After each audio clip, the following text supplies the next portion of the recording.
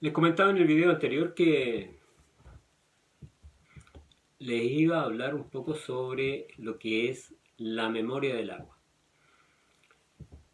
¿Y por qué para ustedes que están estudiando lagrimaterapia es importante que sepan esto?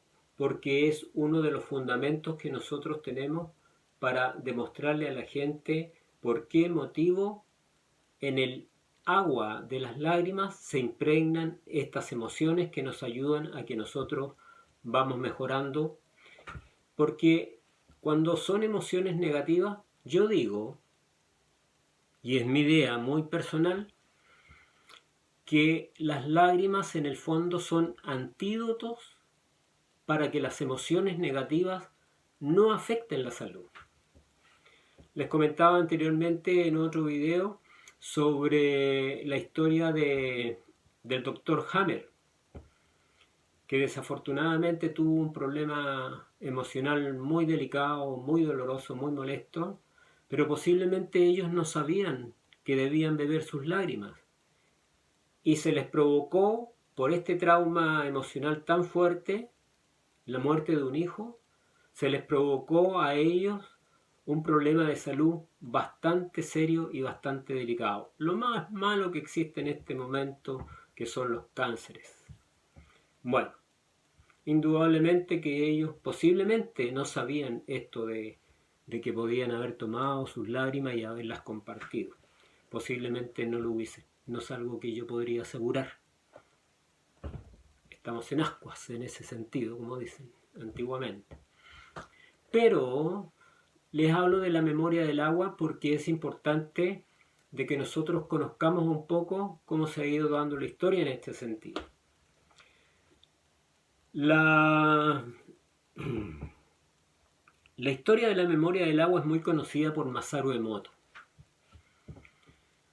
Yo les hablaba anteriormente de la cultura japonesa y este señor que no era investigador por su propia cuenta, no, ni siquiera era académico en este sentido, y él era investigador y empezó a investigar sobre la memoria del agua.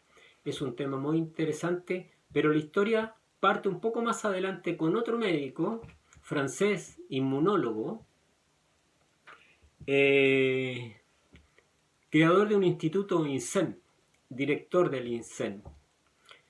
Él era inmunólogo y él decía de que el agua tenía memoria y que captaba las vibraciones que existían en el medio ambiente y que era capaz de provocar una conexión con ella y captar esas emociones y quedar guardada en el H2O. No sé cuál serán los elementos o todos en conjunto, cosa que el agua tiene memoria. Indudablemente que esta hipótesis fue considerada media loca en aquella época. Y en el año 1990, 1991 por ahí, la Academia de la Ciencia le entregó el premio que se llama IG Nobel. Ustedes saben que hay un premio Nobel para la ciencia, para la medicina, para la física y una cantidad de cosas. Entonces, a Jacques Pembeniste, este inmunólogo francés, le entregaron el premio IG Nobel. Pero el IG Nobel no es el premio Nobel, sino que el IG Nobel se les da a aquellos científicos que han hecho hipótesis, no podemos decir que son teorías, pero han hecho hipótesis sobre cosas que la ciencia considera absurdas o tontas. Es lo que me han dicho a mí en alguna oportunidad. Oye, ¿cómo que hay que tomarse las lágrimas? Sí, las lágrimas, ¿cómo se te ocurre? Hay otra persona por ahí que dice que hay que tomarse la orina.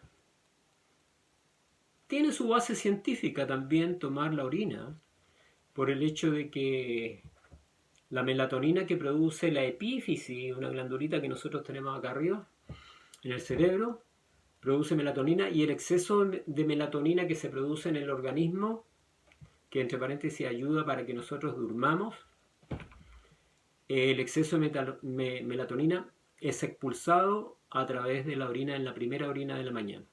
Entonces hay gente que toma la costumbre de botar un chorrito y tomar orina. Pero si fuese algo 100% natural, no que esté relacionado con la ciencia, de que se sabe de que la melatonina aparece ahí, yo orinaríamos por aquí como por acá, no sé, como para que se entrara a la boca. En cambio acá las lágrimas nos están diciendo directamente que tienen que ir hacia la boca, y van hacia la boca. Entonces es algo que es 100% natural. Nuestra propia naturaleza nos está diciendo que debemos beber, o como dicen otras personas por ahí, comerse las lágrimas. Yo siempre digo beber porque comer es algo quizás más sólido, y esto como es líquido, agua. Y viene impregnada con esa emoción que Jacques Benveniste, a pesar de haber recibido el Ig Nobel, nos decía hace mucho tiempo atrás de que la memoria del agua era real, que el agua tenía la capacidad de captar de una forma muy especial este tipo de vibraciones tan sutiles como las que vienen impregnadas en nuestras emociones y que se impregnan en las lágrimas. Jacques Benveniste también decía otra cosa que era verdaderamente increíble, y decía que se podía sanar a través de una llamada telefónica. Y esto lo consideraban pero terriblemente increíble y loco en esa época. Pero díganme ustedes si ustedes tienen alguna persona, algún amigo, algún pariente que se comunican con él a través del teléfono y le dice: oye, ¿por qué estás llorando?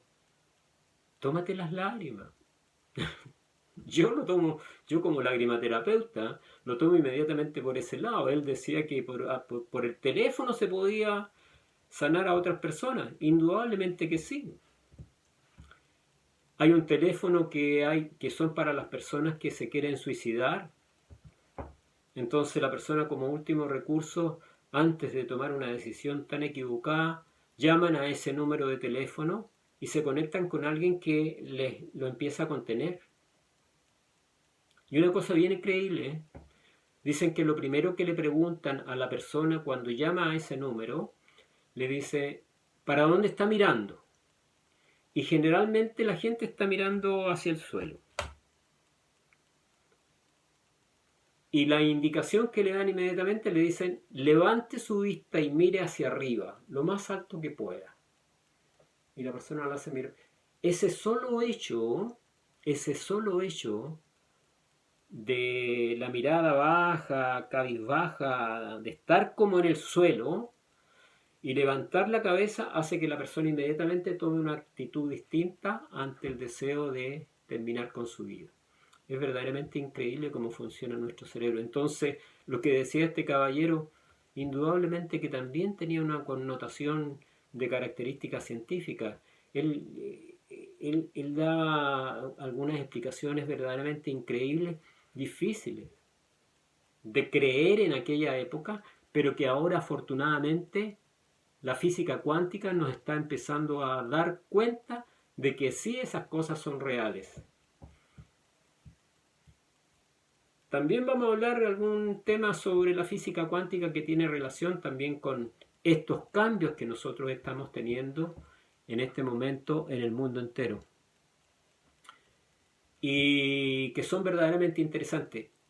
Métase a estudiar a Jacques Benveniste. Se va a encontrar con una historia verdaderamente increíble y maravillosa de un señor que era piloto de estos, de auto, y chocó en una de las carreras y se fracturó la columna. Se trató su columna, y como ya no pudo seguir siendo piloto, la familia le dijo, oye, ¿por qué no te dedicas a estudiar medicina y hacer? Y él agarró papa, como decimos los chilenos, y se puso a estudiar medicina.